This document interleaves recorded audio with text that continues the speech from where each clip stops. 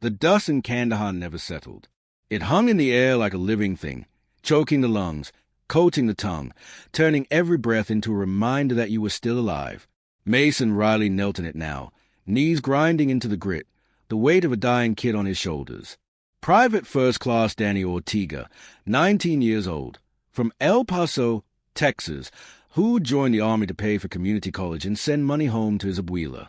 His left leg was gone below the knee. The tourniquet Mason had cinched with his own belt already soaked through.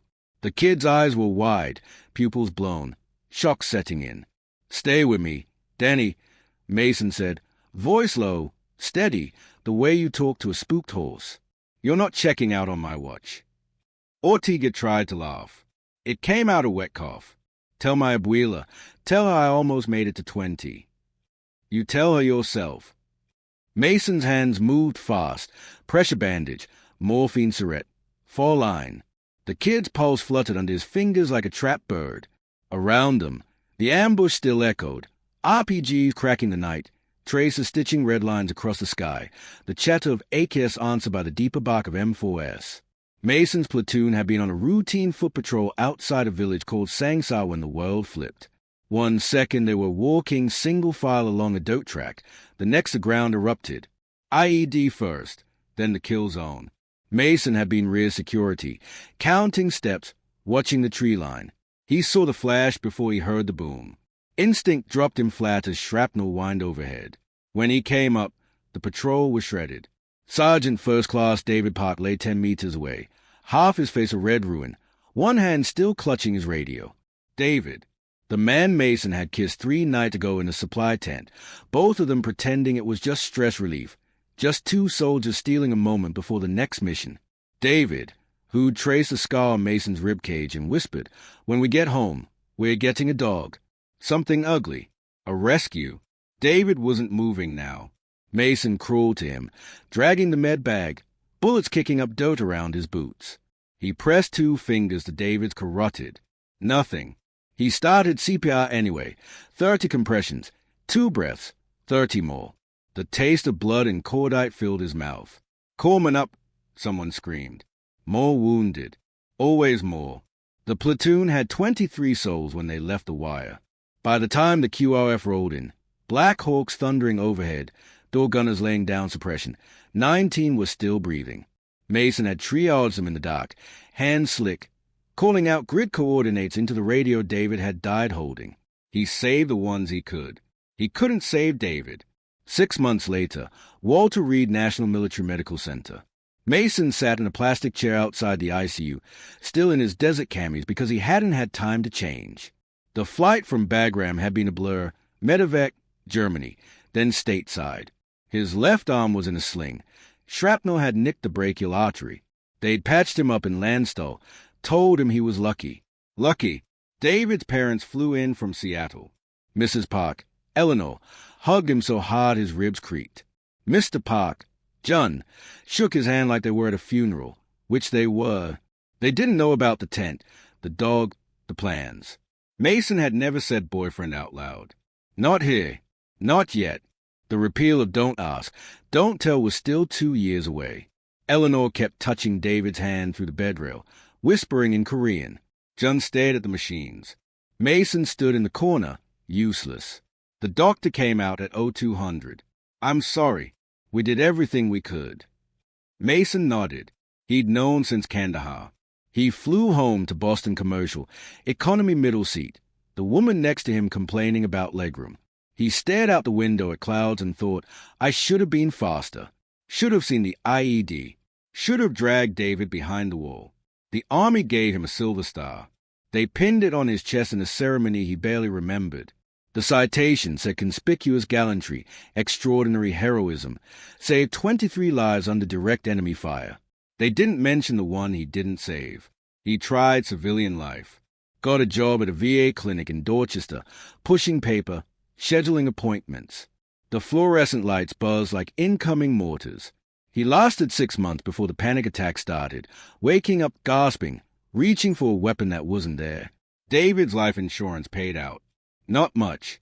Enough for a down payment on a tiny apartment in Saudi. Mason sold his truck, his Xbox, anything that wasn't bolted down.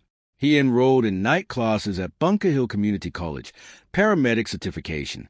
Figured if he couldn't sleep, he might as well be useful. Then came the letter. Not from the army, from a lawyer in Cambridge. Adoption of Lily Park, minor child of David and Sarah Park, deceased. David had a sister, Sarah. Mason had met her once at a barbecue in Tacoma before deployment. She'd been pregnant, drank ginger ale, laughed at David's bad jokes. She and her husband died in a pileup on I-95 6 weeks after Kandahar. Black ice, 18-wheeler. Lily was 3. Asthma, no other family. The lawyer said, Sergeant Park listed you as godfather in his will. He wanted you to have custody if anything happened to them. Mason stared at the paper until the words blurred. He said yes. Lily arrived with a duffel bag, a stuffed giraffe named Miss Neck, and lungs that wheezed like a broken accordion. The social worker handed over inhalers, a nebulizer, a stack of medical bills already in collections. Mason learned fast. Peak flow meters, albuterol, prednisone tapers. He worked nights as a security guard at Mercy Haven Hospital, 12-hour shifts, minimum wage, but the benefits covered Lily's meds. He slept on the couch so she could have the bedroom. He kept David's dog tags in a tin box under the sink. Never wore them. Some nights, when the asthma flared and Lily cried because she couldn't breathe, Mason sat on the floor outside her door and counted ceiling tiles until the nebulizer finished its hiss. He never told her about the ambush. Not yet. Flashback, Kandahar, 3 weeks before the patrol. David found him in the motor pool, pretending to inventory medical supplies. "You're avoiding me," David said, leaning against a Humvee. Moonlight glinted off his glasses. Mason didn't look up. "We're deploying in 7-2. Focus matters." David stepped closer. "You think I don't know what this is? You think I haven't seen guys ghost before they ship out?" Mason's jaw tightened. "It's not ghosting if we were never." "Say it." David's voice was soft. "Dangerous. Say we were never anything." Mason couldn't. David reached into his pocket, pulled out a folded piece of paper. "Wrote you something. Don't read it till you're on the bird home. Promise." Mason took it. Their fingers brushed. "Promise," David repeated. "I promise." Present day. Mercy Haven, 0300. Mason made his rounds, boots silent on linoleum. The ER was quiet for once. No codes, no drunks, just a hum of vending machines and the occasional call from a sleeping, homeless guy in the waiting room. He paused outside the chapel. Someone had left a candle burning. He thought about going in, saying something to David. Instead, he kept walking. His radio crackled. "Riley, you copy? We've got a situation in triage." He keyed the MIC on my way. The situation was a kid, maybe 21, track marks up his arms, ODD on fentanyl. The ER dock was swamped with a multi-car pileup on the bridge. Mason took over. Narcan nasal spray, bag valve mask, chest compressions. The kid came back gasping, puking on Mason's boots. "Good work," the nurse said later, handing him coffee. Mason shrugged. "Just doing the job." But the kid's eyes, wild, terrified, grateful, stuck with him. Lily started kindergarten. She came home with a drawing, 2 stick figures holding hands under a rainbow. One had a stethoscope. The other had a helmet. "That's you and Uncle David," she said. Mason's throat closed. "Yeah, baby, that's us." The letter from David stayed in the tin box with the dog tags. Mason never read it. Couldn't. Until the night Lily had a severe asthma attack, and they rushed her to the ER. Same hospital where Mason worked. Same fluorescent lights. She was stabilized in PED's ICU. Mason sat by her bed, watching the monitors beep, her tiny hand curled around his finger. He went home at dawn, exhausted, and opened the tin. The paper was soft from handling. David's handwriting, precise, a little sloppy after the GS. "Mace, if you're reading this, I didn't make it. Don't do that thing where you blame yourself. You're the best medic I know, but you're not God, though you do have the beard for it. I want you to live. Really live. Adopt a kid. Get that ugly dog. Fall in love again. Someone who deserves you. Someone who sees a hero under the uniform. And if you save one more life than you think you can, do it for me. See you on the other side.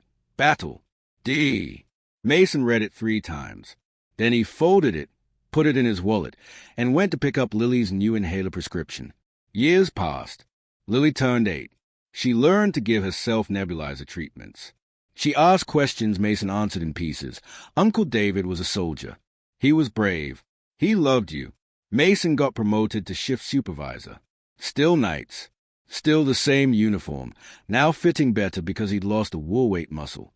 He saved more lives. A choking toddler in the cafeteria. A stroke victim in the parking garage. A nurse who coded in the break room. No headlines. No medals. Just sunrise after sunrise, because David had asked him to keep going. One night, the storm came. Worse in decades. Rain like artillery. The city flooded. Power flickered. Mason was on duty when the ambulance screamed in, "Car accident, Longfellow Bridge." The patient was Alexander Hart, CEO, bleeding out. Mason didn't hesitate.